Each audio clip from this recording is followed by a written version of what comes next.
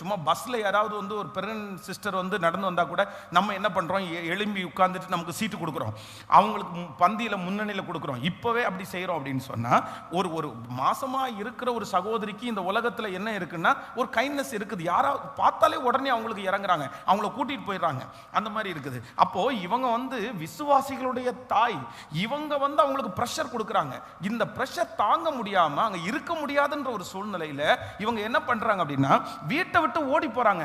ஓடி போகும்போது ஆண்டவர் பார்த்து தட்டி கொடுத்து, மகளே வீட்டை விட்டு ஓடி வந்தாயா, வா, நீ உனக்கு நான் அடைக்கலம் தருகிறேன், உன் சிறுமையை நான் பார்த்தேன், உன் கண்ணீரை நான் கண்டேன், நீ எவ்வளவு கஷ்டப்பட்ட தெரியுமா, சாரால நான் உண்டு இல்லைன்னு பண்ணிடுறேன், நீ வா, நான் உனக்கு ஒரு வீடு கட்டி தர்றேன் அப்படின்னு நான் சொன்னார் ஆண்டவர். சொல்லுங்க, நம்மளா இருந்தா அப்படிதான் சொல்ல முடியும். நம்ம ஆண்டவரிடத்துல அப்படிதான் எதிர்பார்ப்போம். ஆனா ஆண்டவர் என்ன சொல்றாருன்னா அதுல மென்ஷன் பண்றாரு பாருங்க. என்ன மென்ஷன் பண்றாரு? சாராயின் அடிமை பெண்ணாகிய ஆகாரே, சாராயின் அடிமை பெண்ணாகிய ஆகாரே. அப்படின்னா நீ யாருன்றத ஆண்டவர் முதல்ல சொல்லி கொடுக்குறாரு. நீ யாரு, எங்க இருந்து வந்த, உன்னுடைய பின்னணி எங்க. நமக்கு இன்னைக்கு நிறைய பேருக்கு கோபம் வருது, நமக்கு இன்னைக்கு நிறைய பேருக்கு வருத்தம் வருது, நமக்கு நிறைய பேருக்கு இன்னைக்கு யாராவது ஏதாவது சொல்லிட்டாங்கன்னா ஐயோ அப்படின்னு வருது. இது ஏன் வருது அப்படின்னா நம்ம யாரு எங்க இருந்து வந்துடும் சொல்றது மறக்கிறவங்களுக்கு தான் அது வருது. நம்ம யாரு எங்க இருந்து வர்றோம், நம்முடைய பின்னணி என்ன அப்படின்றத நம்ம மறக்காம இருந்துட்டோம்னா நமக்கு கோபம் வராது, எரிச்சலும் வராது, வருத்தம் வராது. ஆமே. இது இப்போ சாராயினுடைய அடிமை பெண்ணாகிய ஆகார் வந்து ஆபிரகாம கல்யாணம் பண்ணி கொடுத்த உடனே எது மறந்துருச்சு?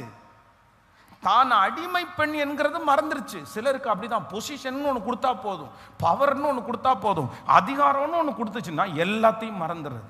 எல்லாத்தையும் மறந்து அவங்களே வந்து நான் தான், என்ன விட்டா யாரு, எனக்கு தெரியும் எல்லாம், அந்த மாதிரி இருக்கிறவங்க வந்து ரொம்ப காலம் நீடிக்க மாட்டாங்க. அவங்க கையில் ரொம்ப நாள் அந்த பொறுப்பு இருக்கவே இருக்காது. அவ்வளோ உடனே எல்லாத்தையுமே நம்ம இங்கிருந்தா வந்திருக்கிறோம் அப்படின்றத அவங்க நினைக்க மாட்டாங்க. அப்போ ஆண்டவர் வந்து இந்த சாராயை பார்த்து என்ன சொல்றாரு அப்படின்னு சொன்னா, அடிமை பெண்ணாகிய ஆகாரே, ஆகாரை பார்த்து என்ன, ஆகாரே எங்க இருந்து, என்ன எங்க இருந்து வர? திருப்பி அடுத்த கேள்வி கேட்கிறாரு, நீ எங்க போற? உங்க அப்பா வீட்டுக்கா போற? இல்லைன்னா நீ கட்டி வச்சிருந்த வீட்டுக்கு போறியா?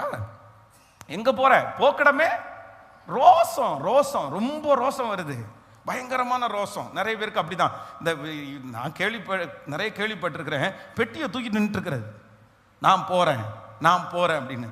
ஒரு நாள் பெட்டியை க்ளோஸ் பண்ணி கழுத்துல போட்டு, போயிட்டு வாமா, ஸ்தோத்திரம், இல்லை போயிட்டு வாயா, நீ போயிட்டு வா, மெதுவாக போயிட்டு வா, பஸ்ஸுக்கு காசு வேணுமா, எங்க போற அப்படின்னு ஒரு நாள் அனுப்பி விடணும்.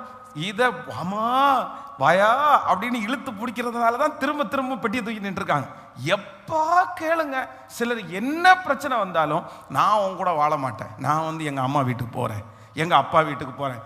இது அம்மா வீட்டில் போய் அப்பா வீட்டில் போய் எத்தனை நாள் இருந்துட முடியும்னு நினைக்கிறீங்க?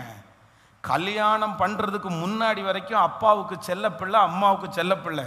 கல்யாணம் பண்ணி முடிச்சதற்கு பிற்பாடு உங்களுடைய கணவனோட, உங்களுடைய மனைவியோட, உங்களுடைய 2 பேருடைய ஃபேமிலியிலும் போகிறது மட்டும்தான் உங்களுக்கு மரியாதையை தவிர, நீங்கள் தனிமையில் போனீங்க அப்படின்னு சொன்னால் என்னதான் பாசமாக இருந்தாலும் 6 மாதம் 7 மாதம் தான்.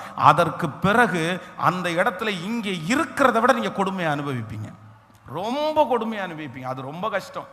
நீங்கள் போய் அந்த மாதிரி போய் உட்கார்ந்துருக்கிறவங்கள பாருங்க.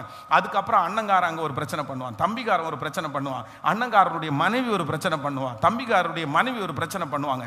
சுற்றி இருக்கிறவங்க எல்லாம் என்னம்மா இன்னும் போகலையா அவங்க வீட்டுக்கு, இங்கே உட்காந்துருக்கிற, அப்பா வீட்டில் வேலை செய்கிறது கஷ்டமானு கேட்பாங்க. சுற்றி இருக்கிறவங்களுடைய பேச்சு கேட்கறதுக்கு இதுக்கு அது உங்களுக்கு எவ்வளோ பெட்டர். அங்கே இருந்துட்டு போகலாம். அது ஒரு திட்டுனா ஒரு மனுஷன் திட்டுவான், அது ஒரு டைம் திட்டிட்டு திரும்பவும் ஏதோ ஒரு 2 மணி நேரம் தாண்டி சரி அப்படின்னு சொல்லிட்டு கூப்பிட்டு வராரே அப்படின்னு சொல்லி அவ்வளோ சந்தோஷப்படுவீங்க. அதனால நீ எங்கே இருந்து வருகிறாய், எங்கே போறா, ஏதாவது தெரியுமா உனக்கு? போகிற இடம் அதான் வேதத்தில் நீதிமொழியில் சொல்லுது தெரியுமா, போகிற இடத்தை வந்து மூடன் அறியாததுனால அவனுடைய தொல்லை. நிறைய பேரை என்ன பண்ணுவான், ரொம்ப தொல்லை பண்ணிகிட்டே இருப்பான்றது மாதிரி போகிற இடம் போக்கிடம் தெரியாது. ஆனால் என்ன பண்ணணும், புறப்பட்டாங்க பெட்டியை தூக்கிட்டு.